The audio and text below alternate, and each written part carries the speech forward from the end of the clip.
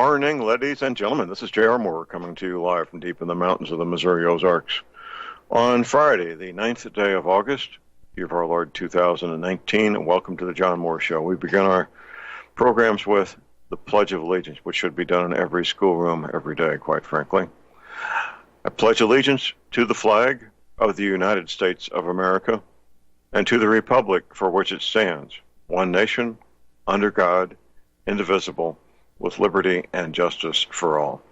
Our preparative of the day, it's been quite a while since I've done this, first time since President Trump's been elected, I believe. I want to encourage people to please consider joining the Gun Owners of America, GOA, Gun Owners of America. They need you. They need the numbers. They need your financial support.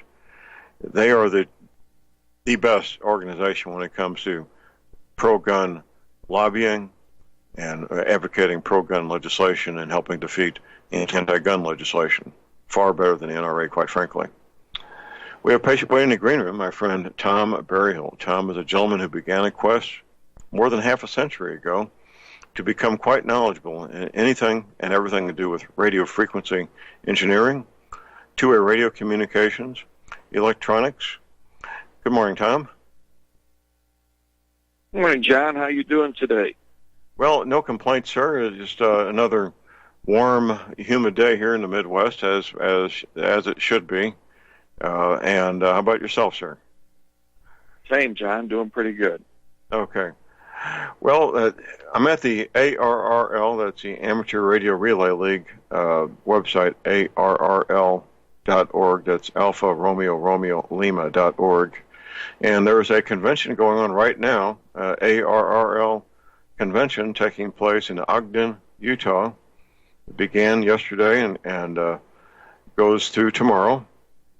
The next one will be September 6th, 7th, and 8th in Boxborough, Massachusetts. So these regional conventions are set up to make it easier for people to get to and get the information they need, see what's the latest and greatest, do some networking, and have some fun. Right, Tom? Yeah, that's true, John. I only went to one, and it was many years ago, about 45 years ago. And it was combined with a ham fest.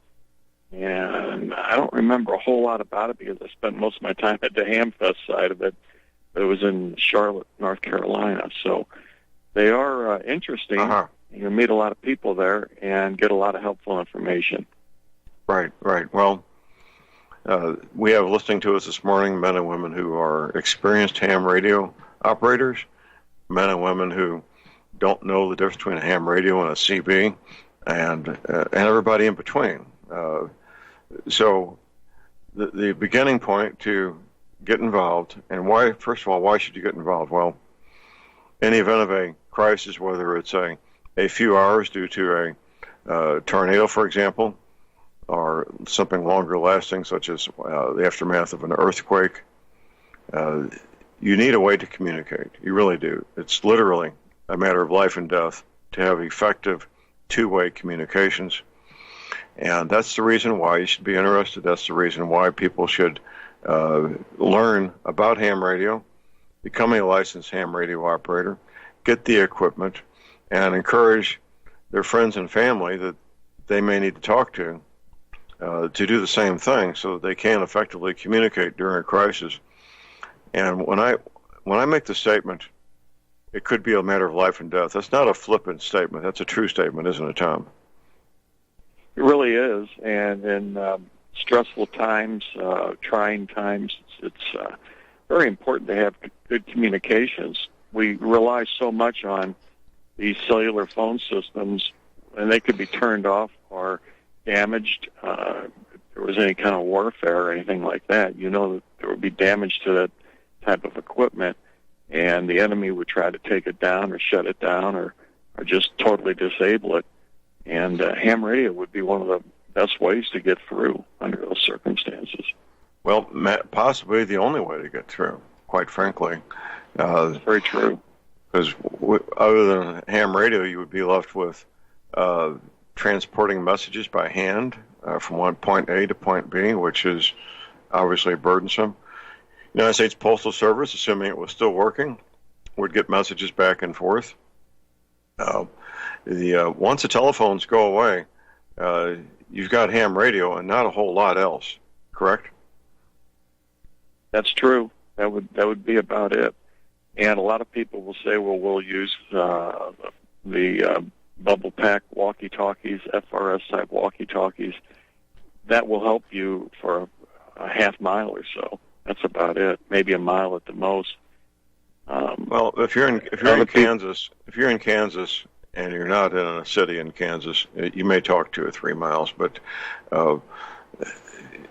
once you get to our part of the country and from here east, you have hills, you have trees, you have buildings, and we sometimes joke about, we call those blister pack radios because their packaging is in the retail industry, it's called blister pack, that you buy at the local sporting goods store, big box store.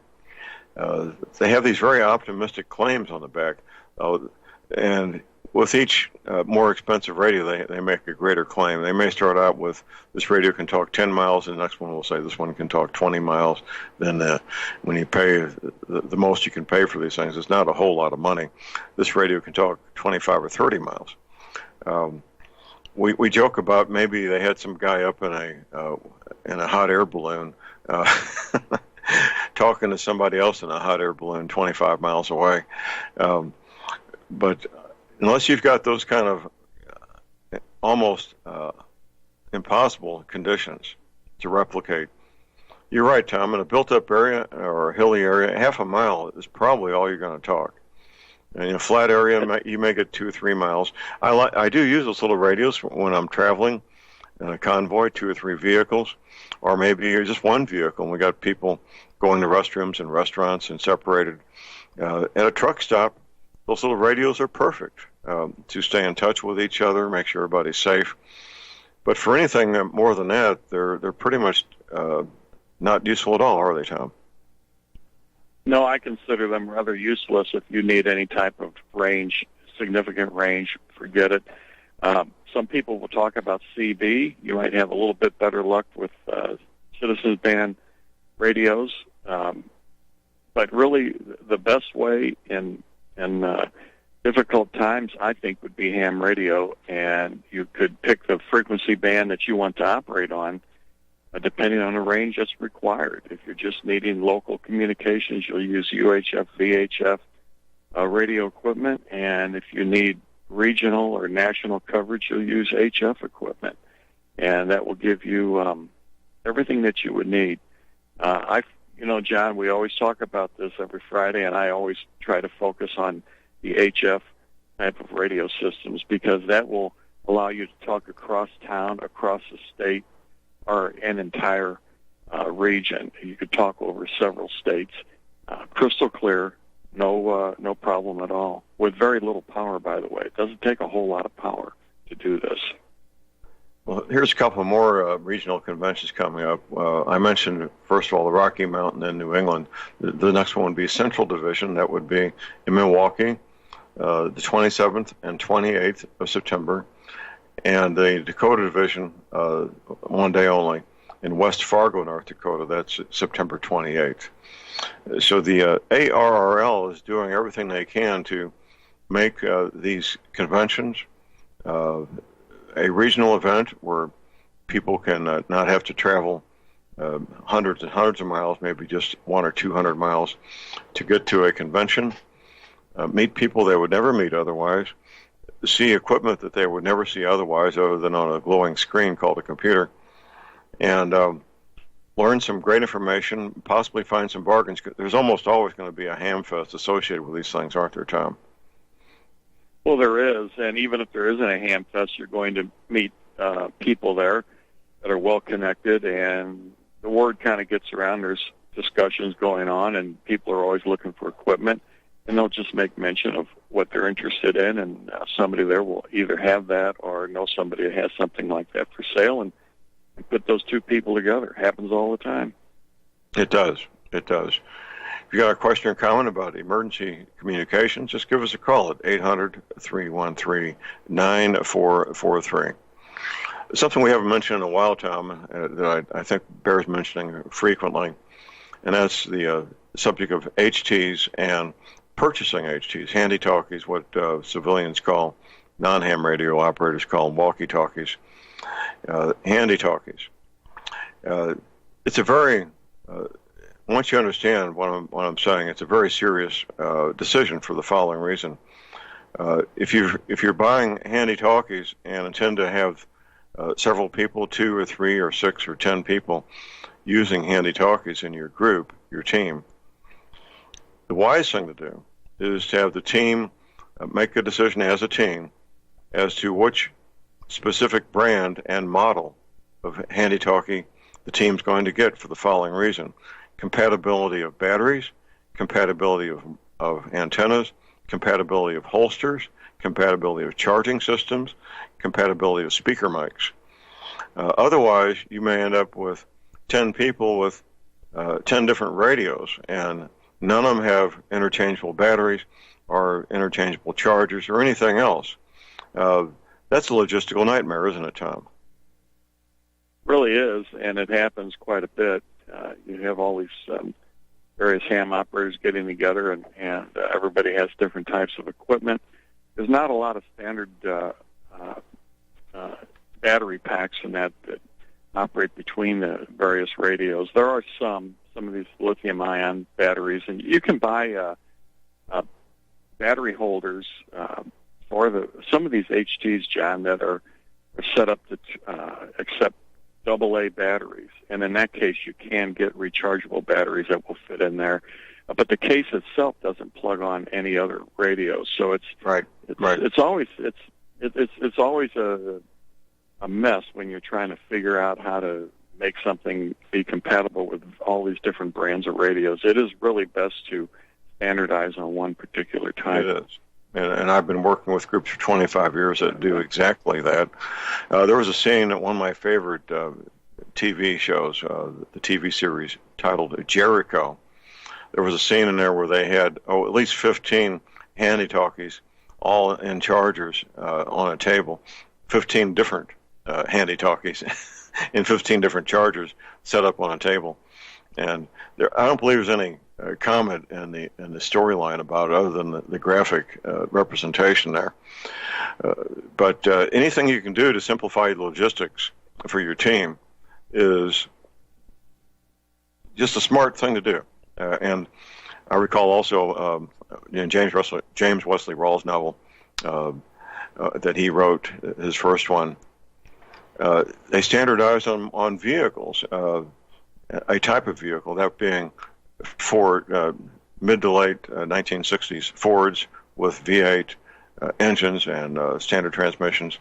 Same engine could be used in a Mustang convertible, in a pickup truck, or in a van. And that was, and everything was interchangeable. The water pumps, the alternators, all the controls mechanisms were all interchangeable from one Ford to the next because they standardized their vehicles. And the same thing applies to these radios. Now, I'm talking only about handy-talkies, not the mobile units, because there's no concerns about batteries or anything else, chargers or holsters or anything of that nature with your mobile units, which can be used as a base station as well. So this topic does not really apply to the mobile or units or base stations, either one, does it, Tom? No, it really doesn't. And, John, speaking of Ford pickup trucks, I have an older Ford F-150 four-wheel drive, and it has that 300 cubic inch six-cylinder straight six. I really like that engine. That thing is almost bulletproof. And there's room under the hood. You can change spark plugs on it easily. You can work on it. You have to change a starter. It's real easy to get to. Just the whole thing is easy to work on. It is computerized. That's the downside to it. It's a 1996, so that makes it a little bit undesirable due to the computer. But other than that, that's a very reliable truck. And, right. You're right. You're right. That that six-cylinder engine they put in those trucks had a reputation for being bulletproof, extremely durable. It was routine to get 200,000 plus miles on those engines.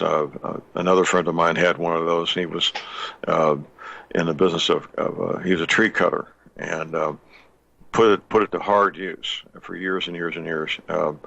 So that's a great engine, and I never looked into what it would take to reverse engineer the six-cylinder to go back to a points condenser ignition. Some of those engines, it's just a matter of changing out the distributor. I don't know if that's true for that particular engine or not, because in many of those engines, Tom, they did not change the mounting mechanism for the distributor. They just changed the distributor itself to go to electronic ignition. Then there would be some other things, control mechanisms that would need to be bypassed or replaced. But it may be something to look into. What do you think? Well, I think so, yes, and I've considered that, changing that around to an older style points system, and with a different distributor. I've been told by a knowledgeable mechanic that you can do that on that truck, and I thought, I'm not mistaken, I thought he said there's probably just a simple swap, and the mounting holes or the bolt holes, everything are already there. I thought that's what he told me. I could be wrong on that, but if that's the case, it would be a little bit simpler than we're thinking. Right. Well, in a week or two, I'm going to be getting my. I have a Dodge van that I had a mechanic make EMP proof. Oh, it's been probably 15, 16 years, probably more like 20 years ago. I had him bypass or eliminate everything that had a transistor, resistor, or diode in it. The Dodge van is sitting there waiting to be put back into action. We got a break. Call number is 800-313-9443.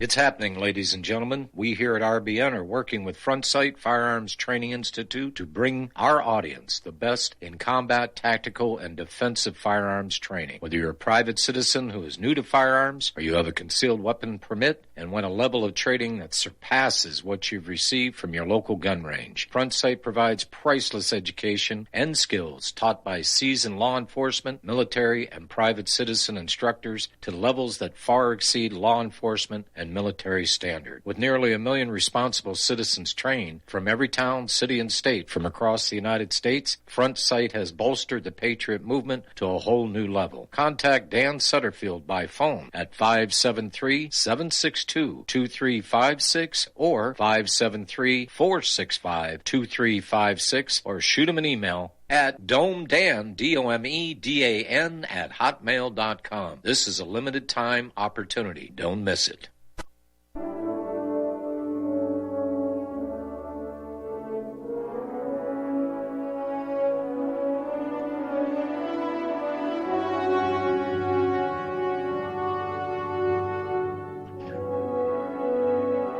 All right, we are back, gentlemen. J.R. Moore here on Friday. It is Friday, the 9th day of August. We're going on a cruise. It will be a lot of fun.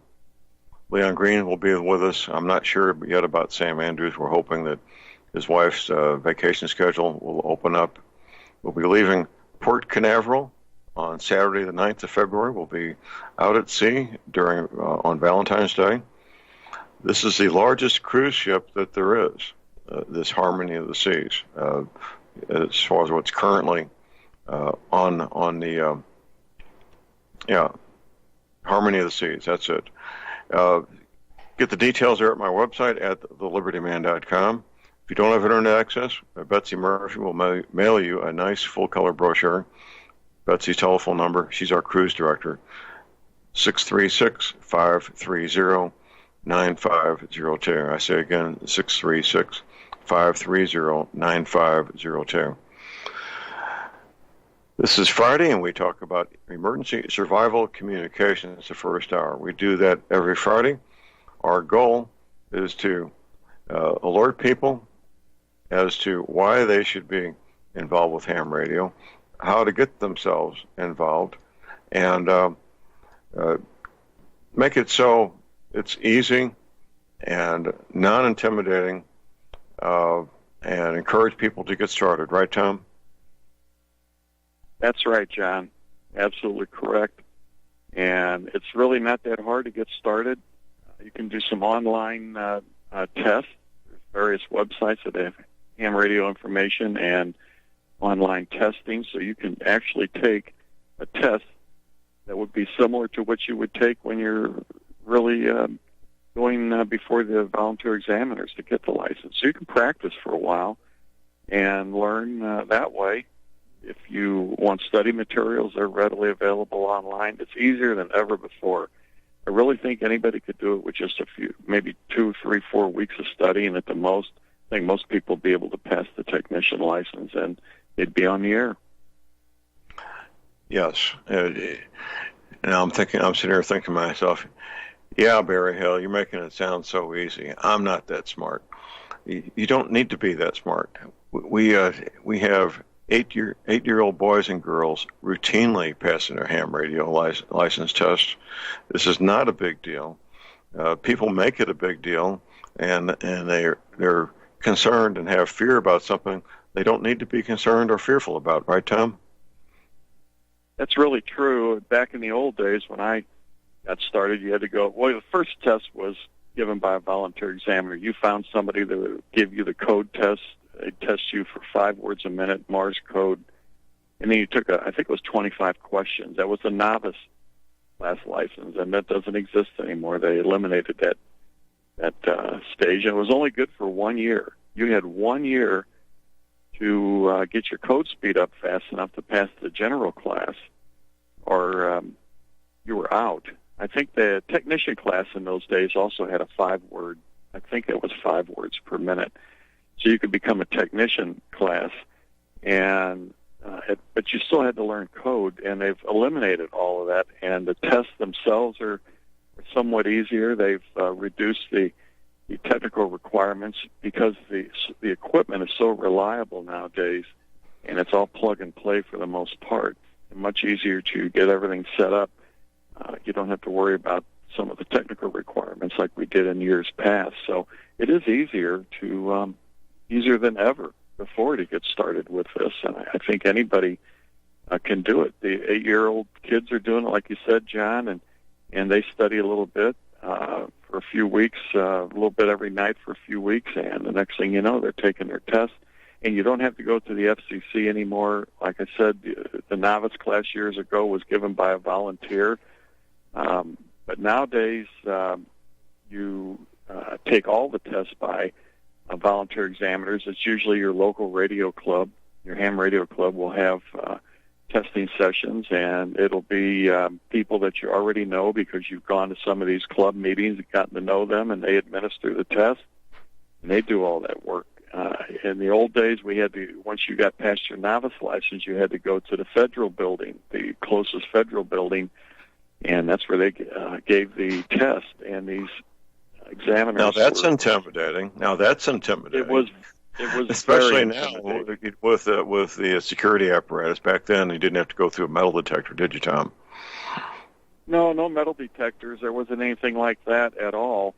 But it was very intimidating. These people that worked for the Federal Communications Commission that would set up that, I remember, was an instructograph code unit. It had a punched paper tape that would send the code, and they had that thing calibrated, and it would send in exactly 13 words a minute. And you had to sit down and get ready to copy that. I think they sent 5 minutes of code, and you had to have 100% perfect copy for any 1 minute out of that 5 minutes, or you didn't pass.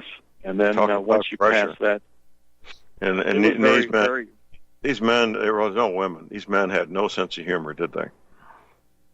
None. They were stone-faced. They just stared at you, and they said, "Okay, get ready." You put headphones on, and you. Yeah, God, well, we're glad horrible. that's over, especially for a teenage Well, boy. the funny thing is, I took my extra class in '74, and I went to Kansas City for that one. And the examiner was a woman, and she was actually real friendly. She, the guy I went with. We got a break, Tom. Hold that thought. We got a break. We'll be right back. You are tuned in to the Republic Broadcasting Network. Visit our website by going to republicbroadcasting.org.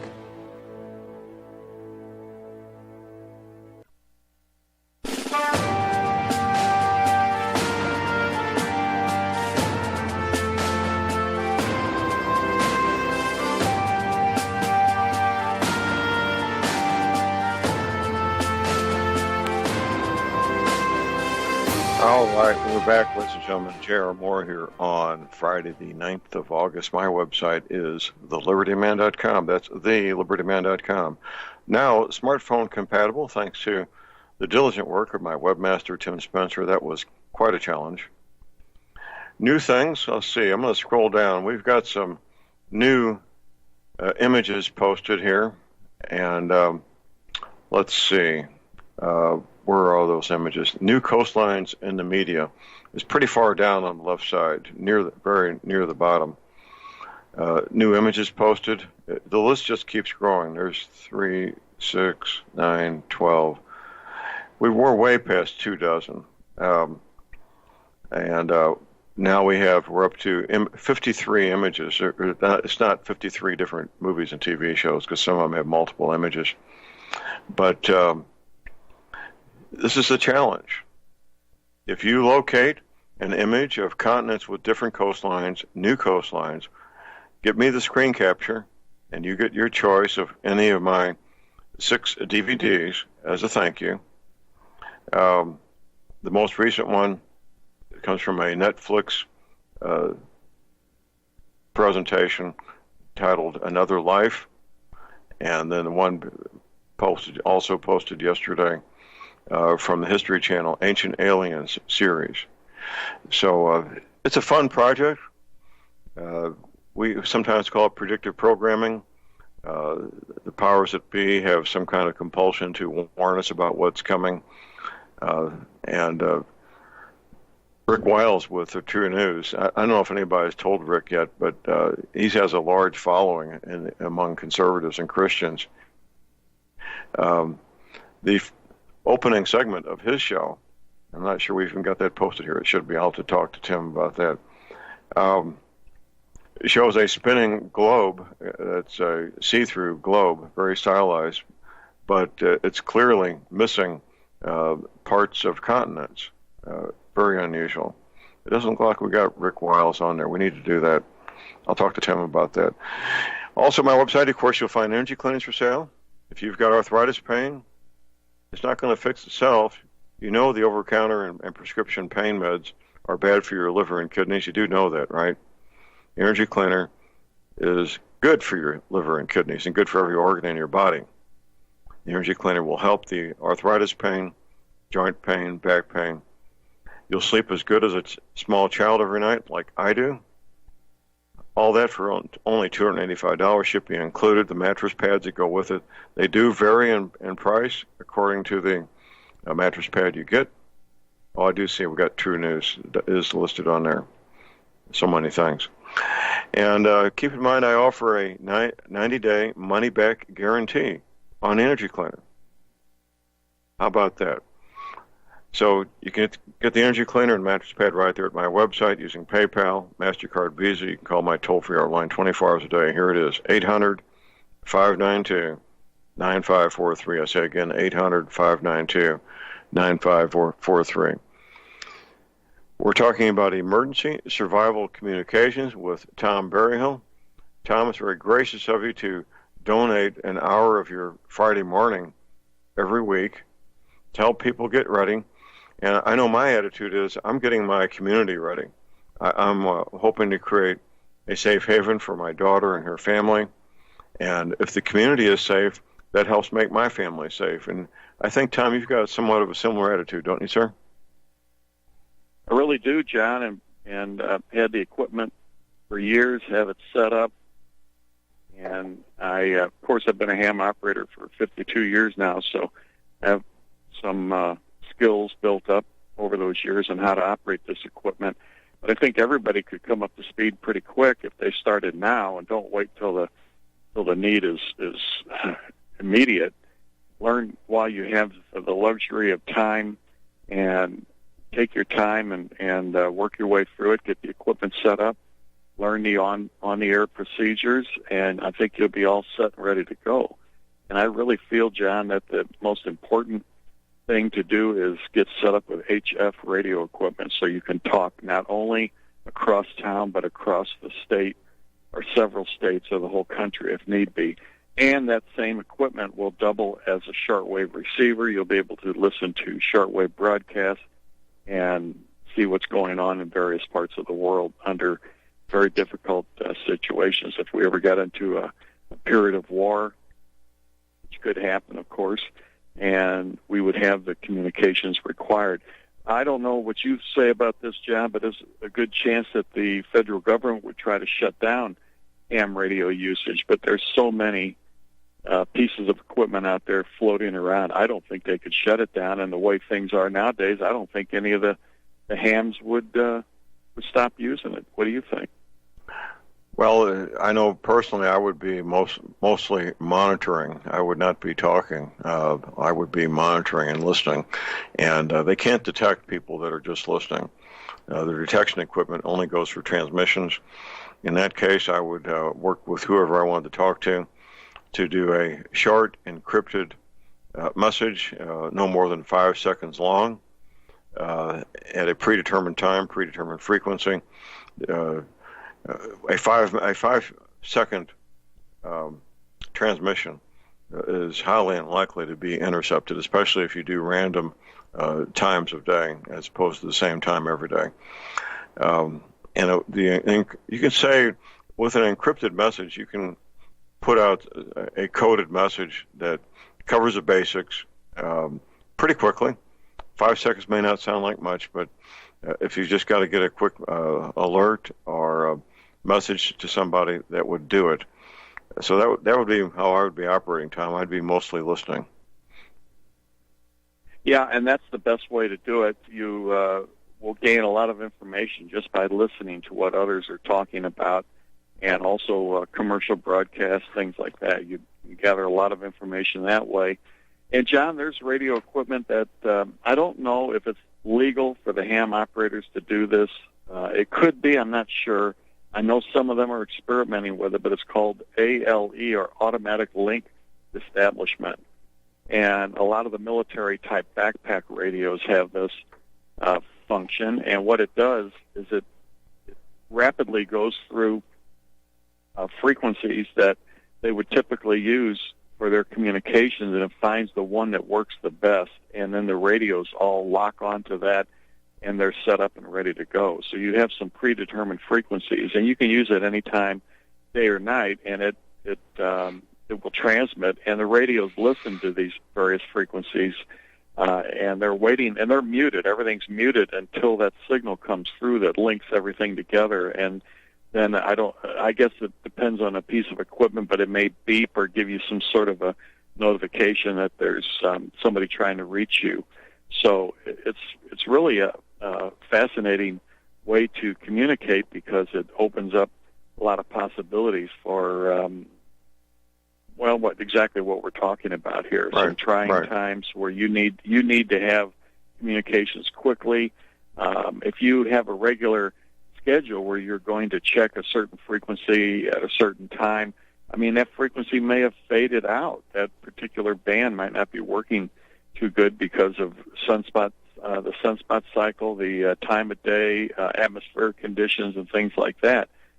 This type of link establishment with those type of radios would allow you to find a frequency that will work the best for your mode of communications, and then all the units out in the field would lock onto that frequency. And then a lot of that military-type equipment is also frequency hopping. So it actually, once the radios are connected, they exchange their basic information about how they're set up, and then they start doing, you can go into a frequency hopping mode where they bounce around, and it's all transparent to the users, and the equipment establishes the list of frequencies that they'll use, and they just stay a few seconds on each frequency, never long enough to be detected.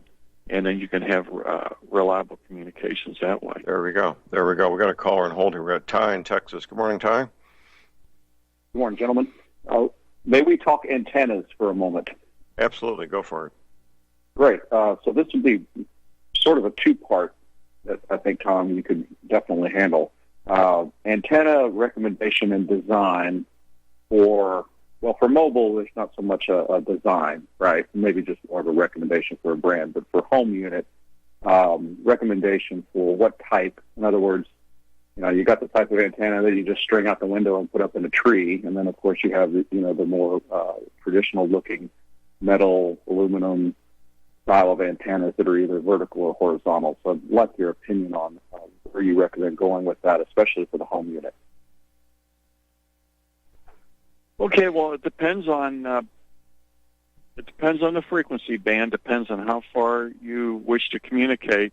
A vertical antenna works very well for distant, for long-range communications, because it actually focuses the signal on the horizon a lot better than a horizontal antenna would do.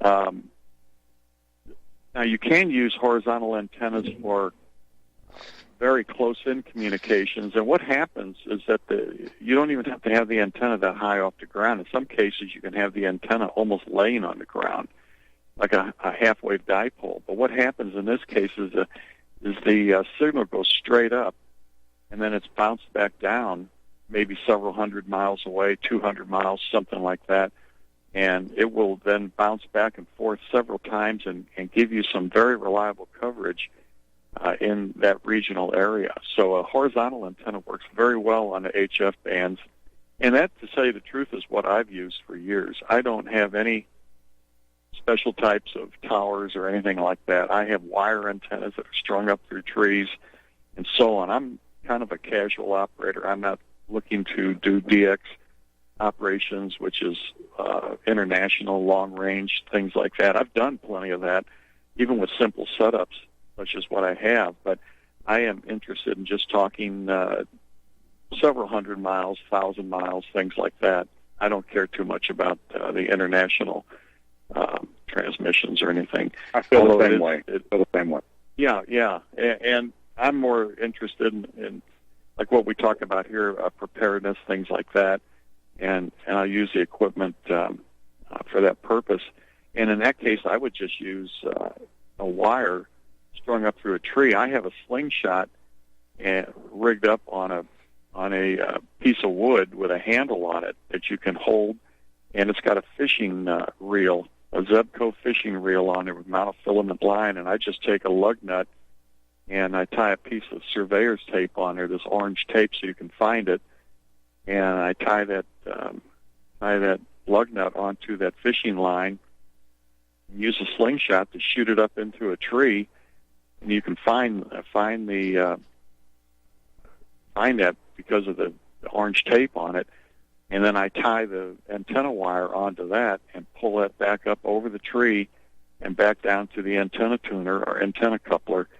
And I'll tell you, the one I use is an ICOM AH4, Alpha Henry 4.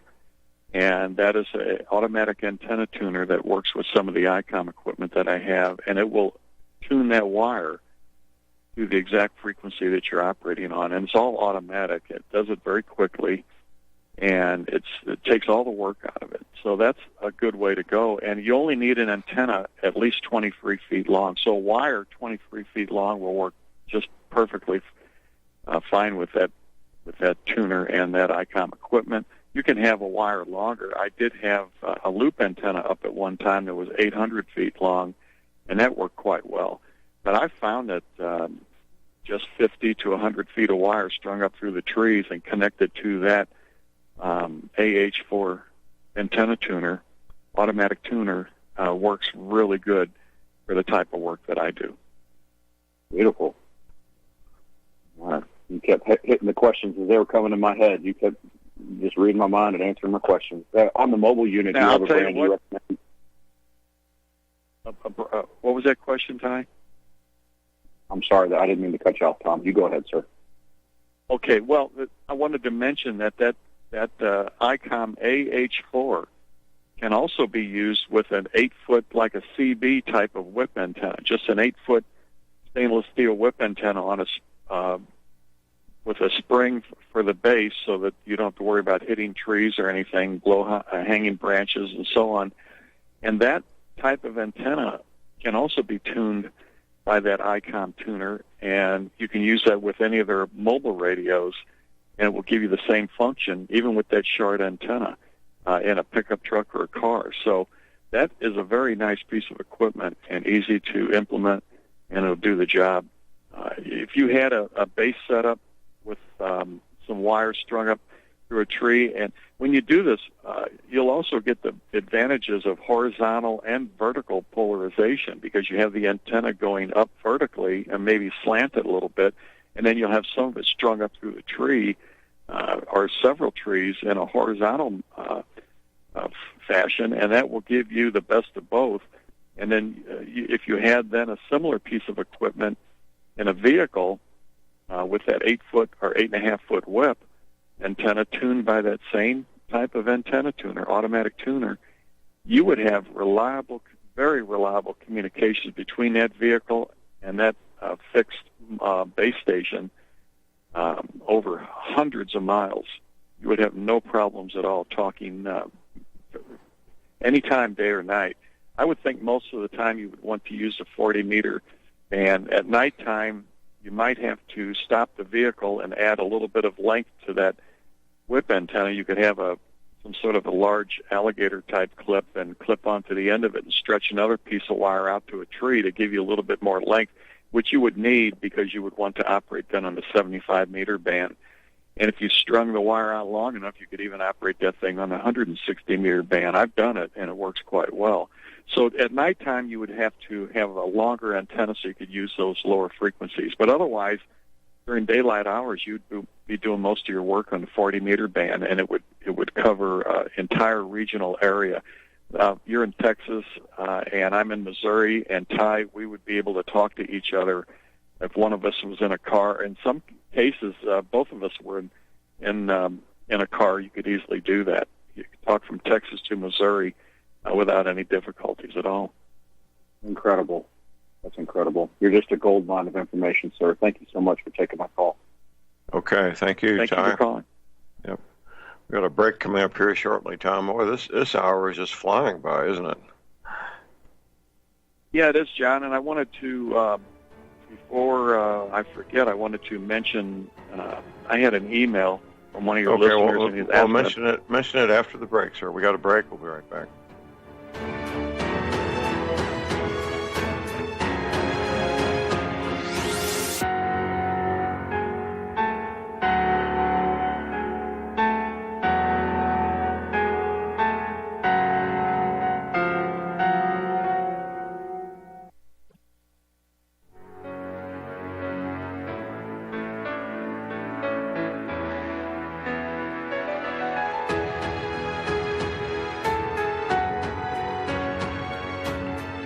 All right, we're back.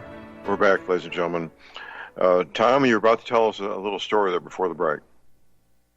Okay, well, I had an email come in from one of your listeners, John, and by the way, I can get hundreds of emails a day. It's happened, and it's a lot of it's spam. It's just hard to keep up with all of it.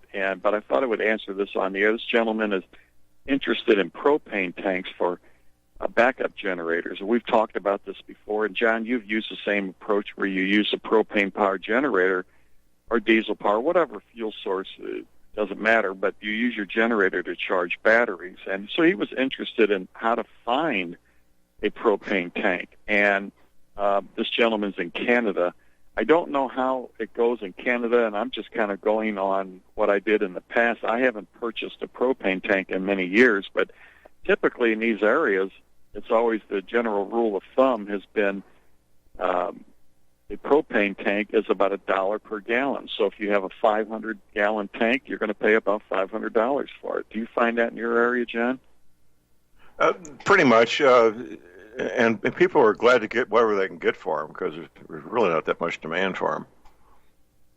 Yeah, I mean, once they're put in place, most people have a lease tank where they get a free lease on it or a very small amount, and then that company is the only one, that gas company is the only one that fills the tank. I have always elected to buy my own, and then I can shop around and buy from the best source, whether their availability or the pricing. And, several years ago we had issues with propane pricing. It was just through the roof.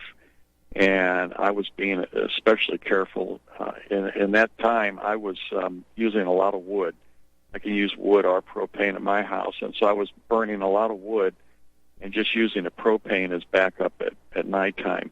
But back to the question, I don't know exactly how to answer it for anybody in Canada, but I've always found that if you budget about $1 per gallon, that's about what you'll pay for that size tank. And in my case, I have a 1,000-gallon tank, and I paid right around $1,000 for that tank. So that's about the way it is. But this was 20 years ago, and maybe the prices have changed a little bit. Now I have no idea what it would cost to purchase a brand new tank. The one I have, I think, was made in the mid-'60s, 1965 or somewhere around there, and it's still a good tank. Works fine, no leaks, no problems at all, and I've been using it for many years. Well, those tanks are really built heavy, and they're meant to last. And one thing we found out the hard way is the copper lines do eventually deteriorate after about 50 years or so. Yeah, and with propane, you'll learn a very explosive lesson there. Right. So that's a caveat there. They get the iron lines, if they're not exposed to a high, if they don't get too rusty, they're fine for even longer than half a century. But I experienced that firsthand myself with the copper lines in my home in Kirkwood. So a lot of people are fearful of propane. If you take the reasonable precautions, propane is quite safe. You just don't do anything stupid. Tom, thank you, sir. We'll have you back next week. Thank you, John. Okay, we got a top of the hour break. We should be back with Dr. Lynn Wilbert. Stay tuned. All right, we're back, ladies and gentlemen. J.R. Moore here, our second hour on Friday, the 9th day of August. Our prepper tip of the day, I want to encourage people to please consider joining the Gun Owners of America. There's some very serious discussions taking place in Washington, D.C. Gun Owners of America is the real pro-Second Amendment group that will really make the best use of your membership and your donations. We have patient waiting agreement with my friend, Dr. Lynn Wilbert. Dr. Wilbert is my personal physician, and we're going to be talking about health-related matters and taking your questions, calls, and comments at 800-313-9443. Good morning, Doctor. Greetings, John Moore. It's a privilege to be here. Thank you. I ask the same question every week, and of course the question is, what's the status of your website, sir? We're close. We're a lot closer. We reformatted it completely. I'm looking at this week. This week it should be up and going. Okay. All right. In the meantime, people can give you a call for a private consultation or become a client of yours at 314-495-6480. Well, Doctor, we're in the middle of a hot, humid Midwestern summer, which is normal for this part of the world. And so what kind of issues are your clients walking in the door with these days, sir? Well, at this stage, the environment is changing. Even though we're in the 80s and 90s most days, the environment is still changing. So those are two factors that your system has to deal with. Now, though, the issue or the challenge that most everyone is having is staying hydrated, drinking enough water. Now, one of the things that I've heard is that, well, Dr. Wilbert, I'm drinking enough water. Well, if you don't know, if you haven't measured, if you're not sure as to how much water you've consumed in a day, then you don't know. You're guessing. And most of the time, it's not enough. The general rule, this 8 ounce glasses of water a day, that's old. It's antiquated.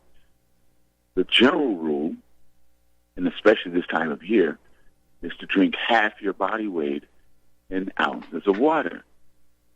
Like, whoa. Well, yeah. What I do on just about a daily basis is to make sure I get almost 128 ounces of water in, which is a little more than I need, but I'm hydrated. I'm completely hydrated. And water is the base component of every fluid in your body. And I say every fluid, yes. Let's start with one of the major ones, blood. If you're not drinking enough water, your blood volume goes down. If your blood volume goes down, your heart has to work harder to get the blood from top to bottom and back around. And if you're not drinking enough water, you're not getting enough oxygen. Most of us don't pay attention to how we breathe or when we're breathing. We just know when we're not. And cerebrospinal fluid, neurotransmitters, enzymes, we on a little bit lymphatic fluid that comes to mind. So when water is less or you need more, then those systems tend to is a closed thermodynamic circulatory system. And so when water decreases anywhere, it decreases everywhere. For one reason, most people have a difficult time understanding this. The number one reason why the body retains fluid is usually in the feet and ankles, lower extremity. Number one reason why the body retains fluid is because it's not. Repeat that. The number one reason why the body retains fluid is because you're not giving it enough water.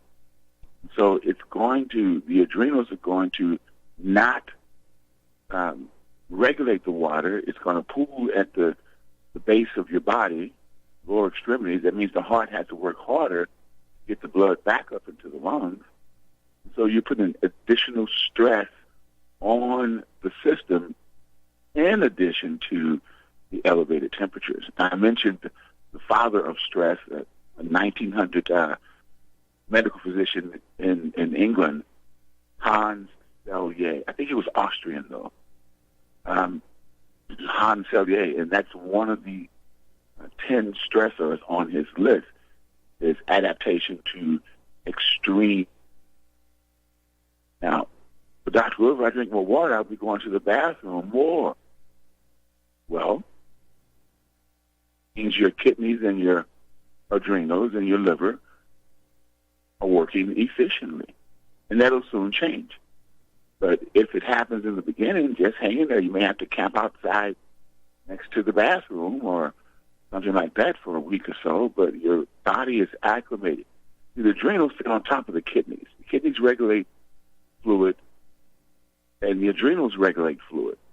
The liver filters the blood and sends it to the kidney, and then the kidney does what it does to filter the rest of the waste, and then it sends the urine that you've accumulated, it is eliminated. And so from kidney to bladder is urination. Bladder to elimination is called micturition. Micturition. So when you're dehydrated, your urine output decreases.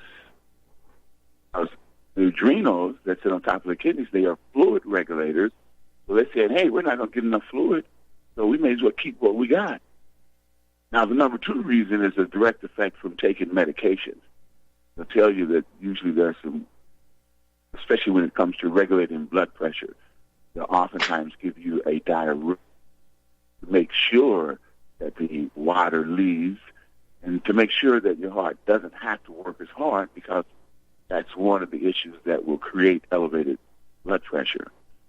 And so all of those things that happen when you don't give your body enough water becomes retaining water. Inflammation starts in the lower extremity and it works its way up. So it's very important that aside from oxygen, water is the second element that we must get in our bodies in order to maintain life. And most of us at this point aren't getting it done. I think we mentioned on maybe some shows ago that there's a simple test. You can just grab the skin on the back of your hand and see how long that skin collapses. If it's longer than 3 seconds, you're dehydrated. It should be less than 3 seconds. That way you know you get enough fluid. And it's okay if you go to the bathroom a lot. It really is, because now I know your blood is at the proper fit, trying to move sludge through your system and calling it blood. And over time, your body will regulate. We are self-regulating, self-healing organisms. And so it will regulate back to normal urine output if you're putting water in. So it's really, really very important. It is, and I reached the same conclusion as you, doctor, with your professional training, that the body, if it's not getting enough fluids, your body inherently knows it needs to retain whatever little bit of fluid it's got, and that just makes a perfect sense that it would do that, sir. Yes, it does. Again, when we assume the principle, or when we accept the principle that the body is self-regulating, the circulatory system is a closed, somewhat dynamic, hydrostatic system. And so when there's a difference, when there's a change anywhere, it changes the entire system. And oftentimes we don't know it until it's upon us. For instance, heat stroke. Heat stroke comes in several different signs. However, if you're outside and you get thirsty, then you're dehydrated already. So if you happen to be outside, just consume water every few minutes and keep the fluids moving. And aside from blood, I think probably the next fluid most important is cerebral spinal fluid. That's the fluid that in your brain, around every nerve, down the spinal cord, it's everywhere a nerve is.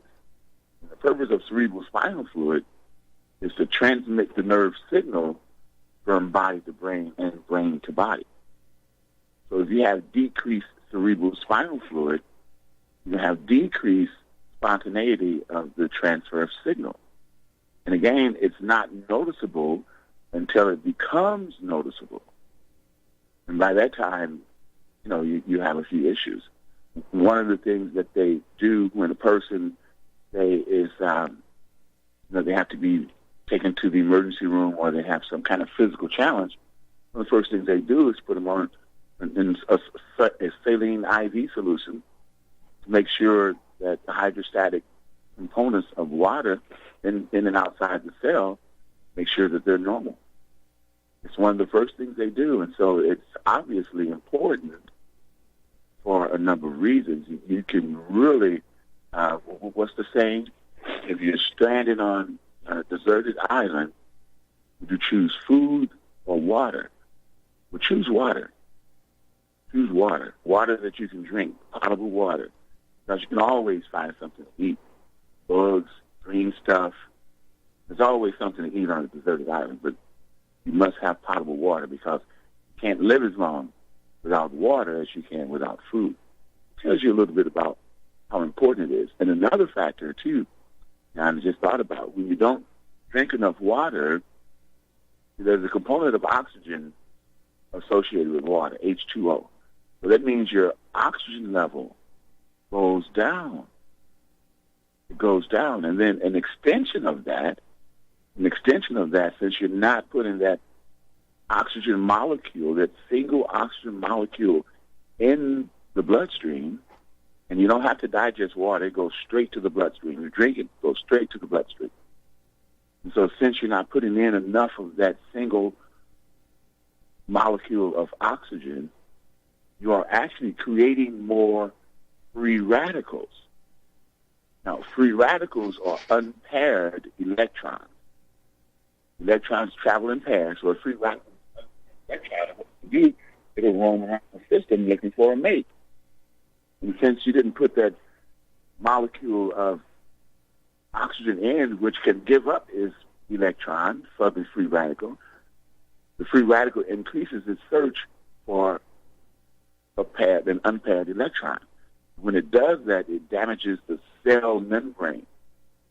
Now, cell membrane is actually the part of the cell that controls all activity of the cell, inside of it. And the cell is a very, very complicated organism.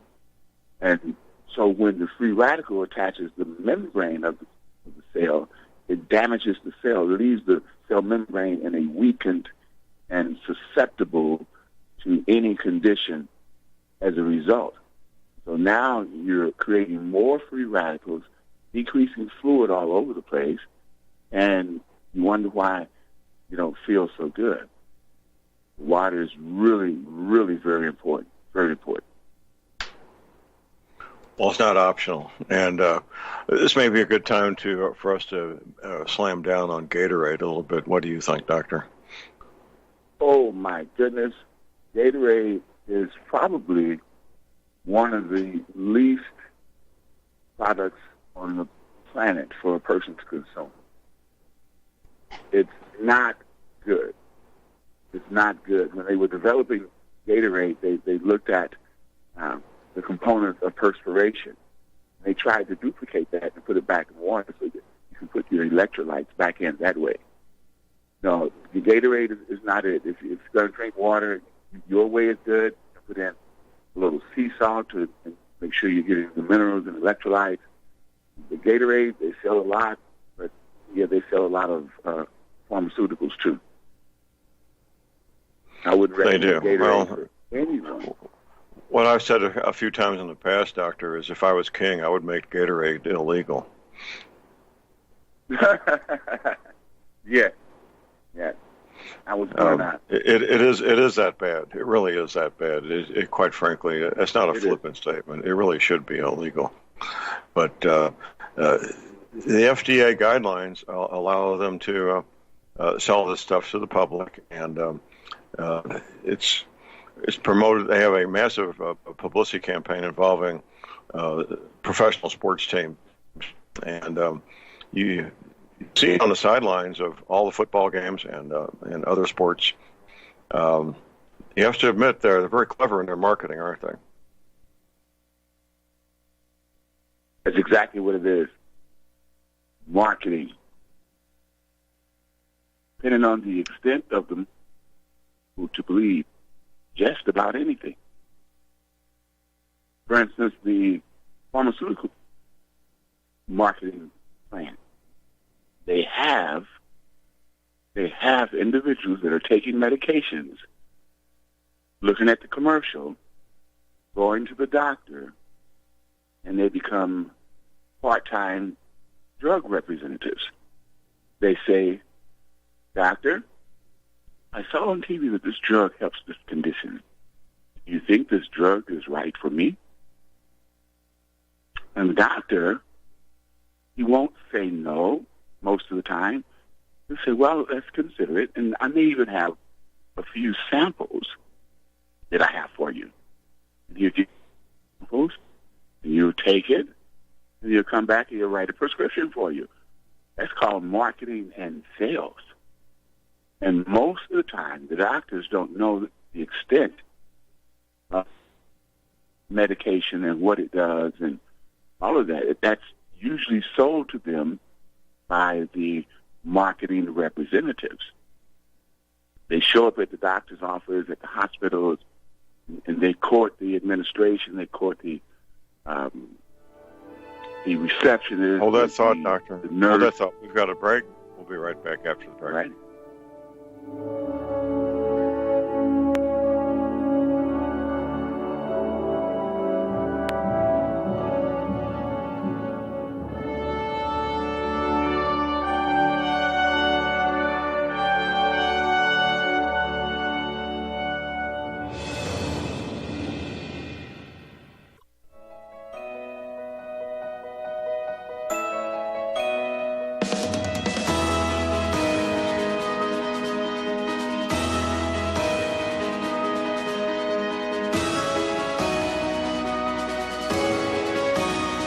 All right, we are back. Ladies and gentlemen, J.R. Moore here on Friday, 9th of August. We're going on a cruise. It's going to be a lot of fun. You'll meet people and get to have lengthy conversations, probably a couple times a day, with folks you would never meet otherwise. Leon Green's going with us. Sam Andrews may be going. I haven't got a commitment out of him yet. We leave Port Canaveral Saturday, the 9th day of February, return a week later. And you can get the details at my website at thelibertyman.com. You can sign up and book your passage right there. Or you can call our cruise director. That's Betsy. And her telephone number is 636-532. Disregard. 636-530-9502. Do I say again? 636-530-9502. Visiting with Dr. Lynn Wilbert. If you need contact with Dr. Wilbert, just give him a call. His telephone number is 314-495-6480. Let's continue, Doctor. Yes, we were discussing the effectiveness of marketing. That is, in my opinion, it has the same effect on people as propaganda, meaning that it gives you so much information, whether it's correct or not, and it moves you to action. And once you believe what it is they're telling you, then your beliefs drive your behavior. Your beliefs drive your behavior. And your behavior dictates what actions you will take, whether they get the desired outcome you want or the desired outcome some other person or group of people want. I watched a movie a little while ago. It's a foreign movie, but the concepts were the same, how they make people to buy something or do something that's not necessarily beneficial for society. This particular marketing firm was marketing the fact that being a little oversized was okay.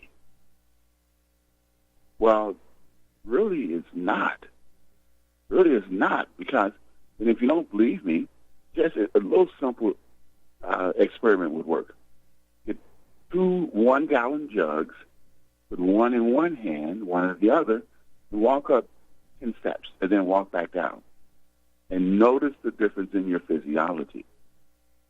That's just 2 1-gallon, what is it, maybe 5 pounds total?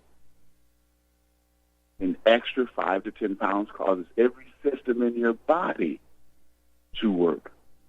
I remember when I turned 50, and I actually weighed 290 pounds. I would go into a suit store. Well, I only did it once. I went to a suit store. It was time to get a suit that really fit, and I picked a size 52 suit off the rack. The suit coat fit, and the pants fit, without any alterations. That was a bit overwhelming for me. I put it back, and my next thought was, and this is what started me to think about what I'm thinking about while I'm thinking about it. My next thought was, Lynn, based on the statistics in this, less than you've lived. I mean, really, 80 is about all we can expect to get in this country, 82 or so. Well, I'm 50. I'm past halfway. And that thought didn't feel good to me. So my next thought was, I'm only a third of the way through life. If the planet is still here, I'm at least going to get to be 150. And my next thought was, well, how do you do that? And I took everything that I knew about how physiology works, and it's really very, very simple. Very simple. You eat fruits and vegetables. Minimize the meat that you take in, maybe the size of a deck of cards.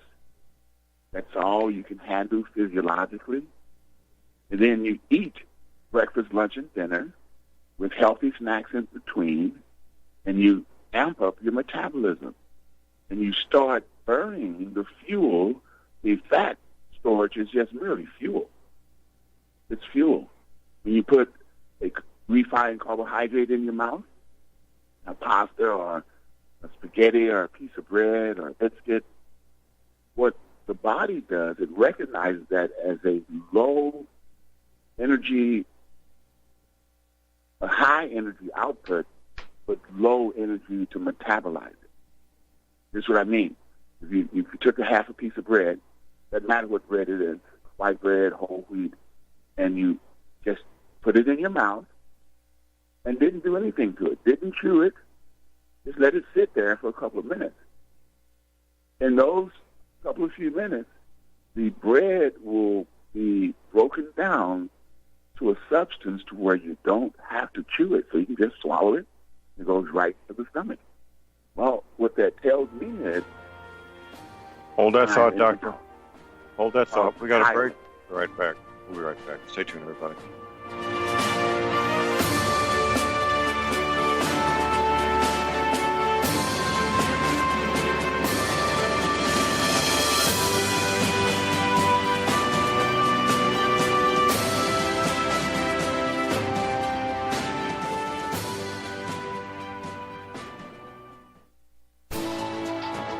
You are tuned in to the Republic Broadcasting Network.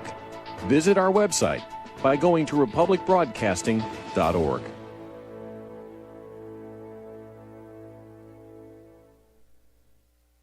Ladies and gentlemen, J.R. Moore here.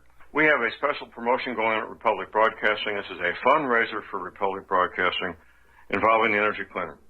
Mail me a postcard. My address is at my website at thelibertyman.com. We pick a postcard every other Thursday. When your postcard is drawn out, you get to buy an energy cleaner for $215 instead of $285, $70 discount. $200 goes to Republic Broadcasting. You also get a 10% discount on my mattress pads. So get those postcards in, put your name, your telephone number, your email address on there, and when your postcard is drawn, you get to get an energy cleaner for $215 instead of $285. Mattress pads, 10% off. Help us out at Republic Broadcasting and help yourself to get an energy cleaner at a deep discount. It's a win-win situation for everybody. We hope you can get these postcards in soon. Thank you very much. Tired of being lied to by mass media? It's growing more and more apparent today that news is received less and less through standard media outlets. Even with a growing audience every day, RBN is beginning to direct more efforts into social media. Social media and the use of the internet is fast becoming the primary source of people for news, regardless of demographic. RBN has set out to provide some of the best news on the internet through republicbroadcasting.org, and also has begun to use the tools to our advantage by way of social media. Republic Broadcasting is now operating a Facebook page to function as yet another avenue to have our collective voice reach new audiences across not only America, but across the globe as well. The Facebook page features not only news, but also an RBN player to listen to our broadcasts. Get involved by visiting facebook.com/Republic Broadcasting and liking our page and share it with your friends and family, because you can handle the truth.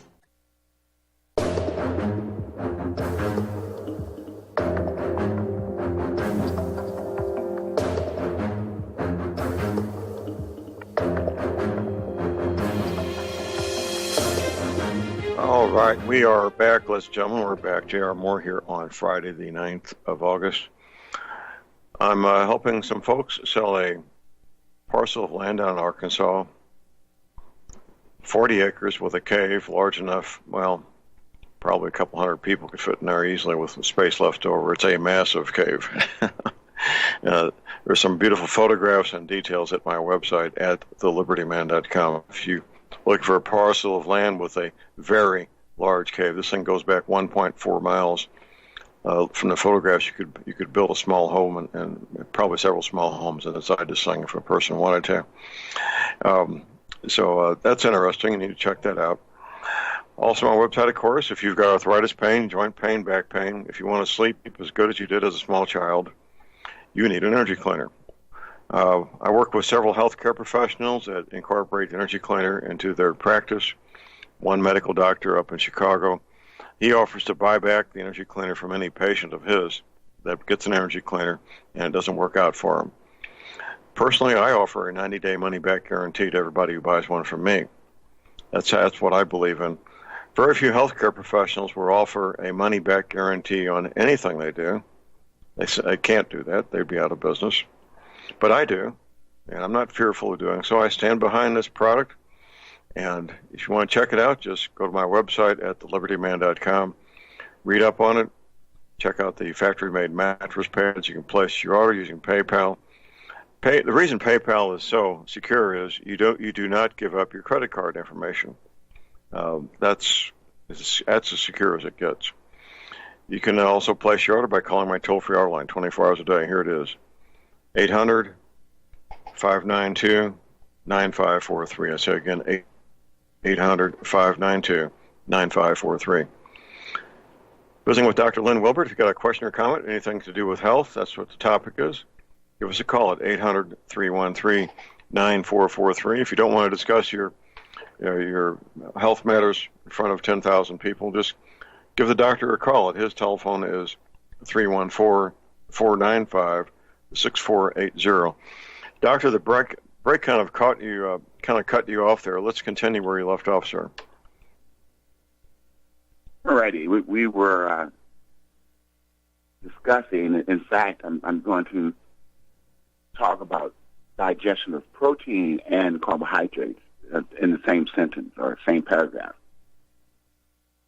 There is different enzymes for protein and carbohydrates, and that's pretty much the two categories of food. Now, plants have protein. Who was that? Can't think of his name, but he was a vegetarian bodybuilder. Still is.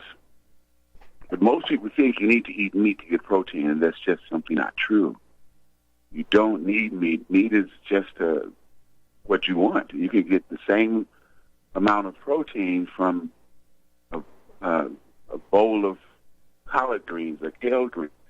You get the same amount of protein that you get from an 8-ounce steak. But it's plant-based protein as opposed to protein from a flesh source, a meat source. So that's different. We weren't really, our intestinal tract wasn't really designed to handle protein. That's why we have to be careful when we consume protein. Let's go back to the piece of bread that you just put in the mouth. By now, it's practically liquid, so that the stomach doesn't have to do anything to continue breaking it down. And so now it passes it on to the small intestine. Small intestine passes on to the large intestine and extracts energy with little effort. Young athletes will do what's called carbo loading before an event. They will eat a lot of pasta and they have a lot of energy. But guess what they do? They use that energy in the competitive event, whatever it is. And so let's just use the analogy where we walk into a restaurant, a pretty nice restaurant, we sit down. First thing they do is put some water down, and they bring you some bread.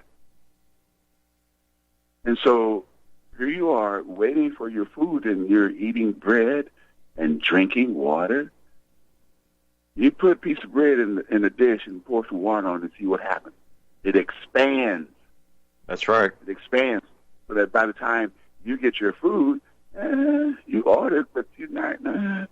But you force it down because you paid for it. So now you got more calories than what you need, and there we go. We've been branded back into big is okay. Now here's the deal. Now that you've set up the stomach for starch digestion or carb digestion, now you're going to put a piece of meat in behind it? First of all, we don't chew it enough, most of us. Secondly, the stomach goes, wait, hold. What do you want me to do with this? Well, digest it. Oh, no, I have starch enzyme production. I'm not going to switch to protein. No. And so the stomach passes semi-digested protein of any kind. It doesn't matter if it's fish, chicken, or steak, or beef, or pork. It doesn't matter.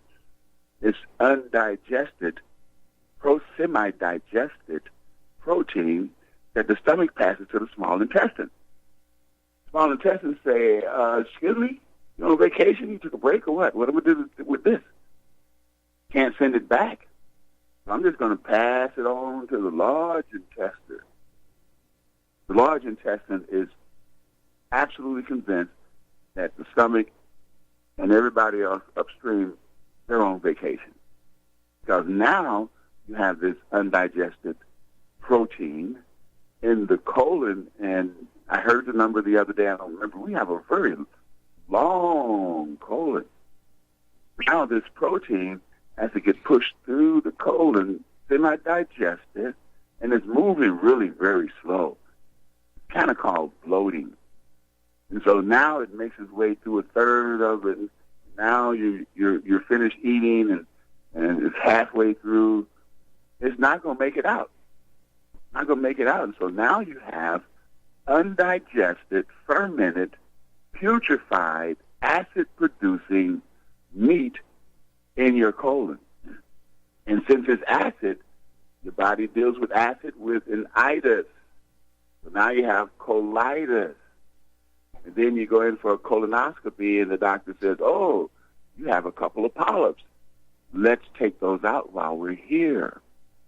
The polyps is the body's natural response to undigested protein, and it encapsulates it, meaning that it will take some tissue, and it will sequester that undigested protein and sit it someplace on the side.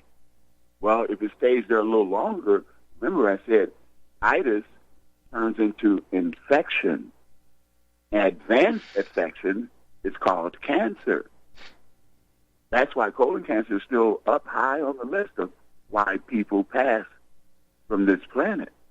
And we never give it any thought. So what happens, Doc, if I go to the restaurant, if I make a meal, and I have eaten my favorite pasta and maybe a little vegetable, that sounds pretty good to me. Well, that's because you've been told. The number one mistake that people make in eating food is we tend to still eat steak and potatoes, and I just gave you the reason why. However, there's a way around it. If you still want to eat steak and potatoes, eat the whole steak. Don't touch the potato. Eat the entire steak. Your body has acclimated and is ready to digest more protein because it's a different, more concentrated enzyme. The potatoes just go right on through without any consequence. But the process of breakdown, assimilation, digestion of protein has already begun. And so you can't back off the same way that you can't step on it from carb to protein digestion. So again, increased acid in the colon equals colitis. You get increased colitis, you'll have some kind of form of cancer. And it's prevalent in the world today. So again, the number one mistake that people make in eating is improper food combining. We eat meat and potatoes, we eat meat and starch, or any combination of flesh, animal flesh, fish included, and starch, rice. Quinoa has a starch ingredient to it, but it's a very great grain. And so, again, if you want to eat that way, eat up all the protein. And I had that happen to me. I was hosting an internal dinner where I invite my clients to bring a non-client, and I pay for the meal, and they get to hear me talk for an hour or so. And we served baked chicken, the rice, in a vegetable. And one of my clients called me on it. Dr. Robert, we're supposed to eat protein and starch together? I say, well, Bob, here's how you do it. Eat all your chicken first. And then eat your vegetables, and then eat your starch last, if you have any room left. That way you are ensured of the fact that the digestive process is going the way it was designed to, because in reality, there was one time when men did not eat meat. If I recall correctly, we did not eat meat, which means that we do not need meat to live. We just like the way it tastes. My favorite steak was filet mignon. I've only had steak twice in 35 years. I remember exactly when it happened, and both times I had gastric distress. I don't really have to go that route anymore to know that, and I used to filet mignon maybe once a week. Yeah, so a very, very tasty part of the steak hierarchy. But no, in order to trim to your healthiest size, most people say lose weight. Well, you can't trick your brain like that. You ever lost your keys? You looked until you found them. Lose money, oh, you panic. Lose a loved one, that don't feel good either. So everything that we attach to losing, we would love to have back or see again. And so it's the same thing with losing weight. When you say, I want to lose weight, it's not going to happen. Not going to happen. You want to trim to your healthiest size. So when I was at 50, 290 pounds, it took probably about 8 months to get down to 213, and people thought that I wasn't healthy. No, I'm doing this on purpose. I currently weigh, and I got on the scale yesterday, as a matter of fact, and I forgot that I was standing on carpet, and it said 230 pounds. I said, no way. There's just no way I can weigh 230 pounds. My clothes still fit. And then I moved it to a hard surface, and then I got the correct weight, 210 pounds. And that's a perfect weight for me. And so half my body weight in ounces in water, that's 105 ounces. I usually get about 110 in, and I can process it. No, I don't go to the bathroom more. And the beautiful thing about what I teach and do, John, is that what I teach is what I do. I don't tell everybody what I do because I don't want them looking at me sideways. However, I know what I do works for me. And so there's no question that what I do works for everyone else. It's the extent to which you're willing to modify or change your lifestyle. It's hard for people to do. Habitual speaking is probably the first. Habitual food intake is another one. Posture is another. Not so sure, you may not be aware consequence of our habitual lifestyle. What I mean by that is if you don't think a positive thought about being alive, then I suggest you go back to sleep. And then wake up again and be thankful because you woke up. And then if you don't realize that in order for your lungs, heart, liver, gallbladder, pancreas, spleen to have enough room to work in your chest, those are all the organs that's in your chest. Below your rib cage is hardly anything. Colon, maybe, and reproductive organs. But above your rib cage are all those organs I had mentioned. And so if your head is out forward from it, over your outer spine, you're compressing your rib cage by at least a third. Who needs a third space to live? Not those organs in your chest. And so now you're giving them extra work to do by limiting the space they have to do it, especially the heart and lungs. Especially the heart and lungs. There's only about, maybe a couple of inches of the liver extends below the rib cage. The rest of the liver is inside the cage.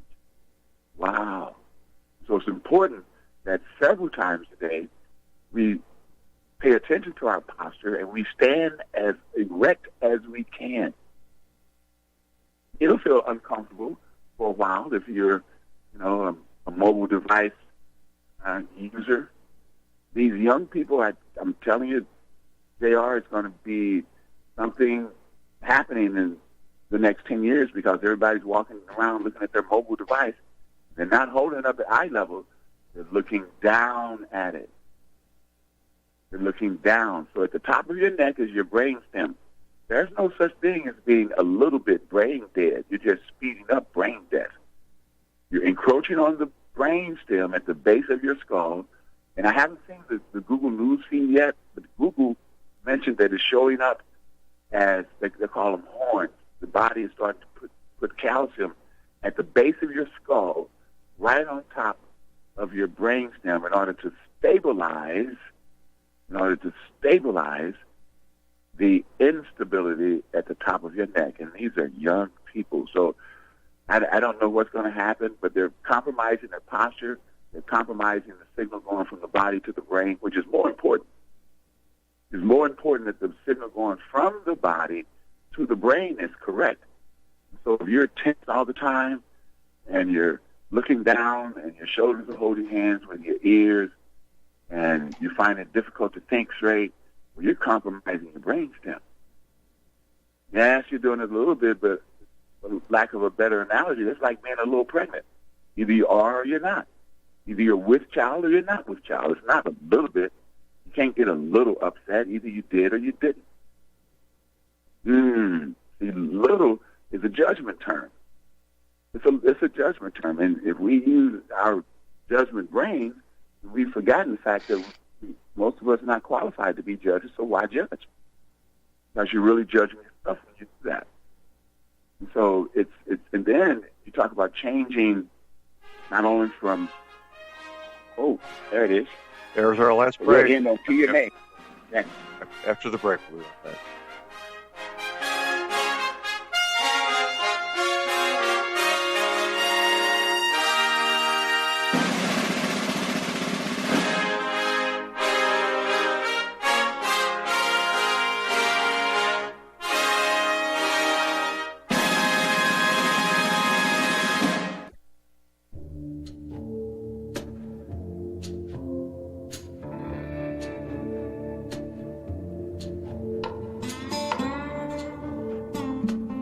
All right, we are back, ladies and gentlemen. J.R. Moore here on Friday, the 9th of August. If you need a private consultation with Dr. Wilbert, just give him a call at 314-495-6480. I say again, 314-495-6480. Got about 3 minutes here, Doctor.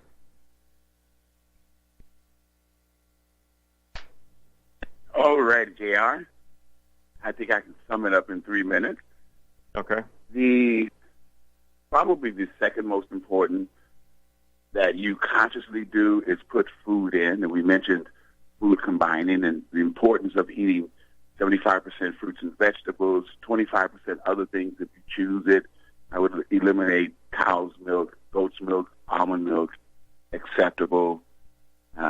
Minimize, if not eliminate, your sugar and salt intake. Those are culprits that steal your minerals. Let's see, drink plenty of water, but not before or during the meal, preferably after. If you need water before the meal, then drink about a half hour before the meal, and then wait till about an hour after the meal. Because if you drink water during the meal, you dilute your digestive enzymes, and the digestive process is not as efficient as it could be. The next thing that I think is difficult for people to understand, and then the premise is true for everything.